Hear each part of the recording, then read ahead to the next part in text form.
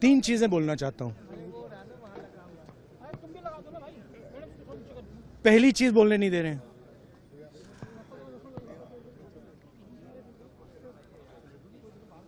मोदी जी घबराए हुए हैं। आपने देखा जो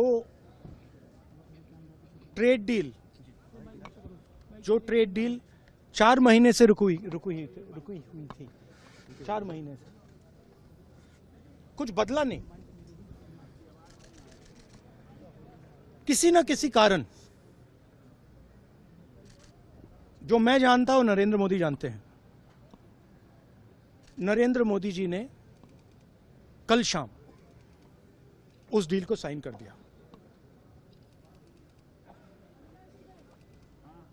नरेंद्र मोदी जी पर प्रेशर है, भयंकर प्रेशर है। और नरेंद्र मोदी जी का जो इमेज का गुब्बारा है, जो हजारों करोड़ रुपए लेकर बनाया गया था, वो फूट सकता है। इशू ये नारावाने की स्टेटमेंट नहीं है, ये साइड शो है, और वो भी जानते हैं, मैं भी जानता हूं। मेन बात यह है कि हमारे प्रधानमंत्री को कॉम्प्रोमाइज कर दिया गया है। किसने किया है, कैसे किया है, यह हिंदुस्तान की जनता को सोचना है।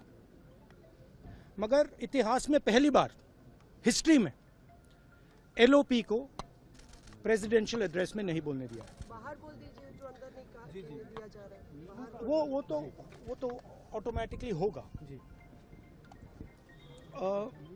बट ये आप समझिए, और हिंदुस्तान के जो किसान हैं, आप सब समझिए कि इस ट्रेड डील में आपकी मेहनत को, आपके खून पसीने को नरेंद्र मोदी जी ने बेच दिया है। और वो इसलिए बेचा है क्योंकि ये कॉम्प्रोमाइज्ड है। सिर्फ आपको नहीं बेचा है, देश को बेचा है। इसीलिए मुझे वहां नहीं बोलने देना है। नरेंद्र मोदी जी डरे हुए हैं, क्योंकि जिन लोगों ने उनकी इमेज बनाई है, वो अब उस इमेज को फोड़ने लगे हैं।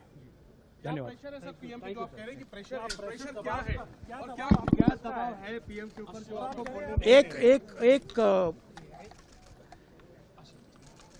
एक अदानी जी पर केस है यूनाइटेड स्टेट्स में।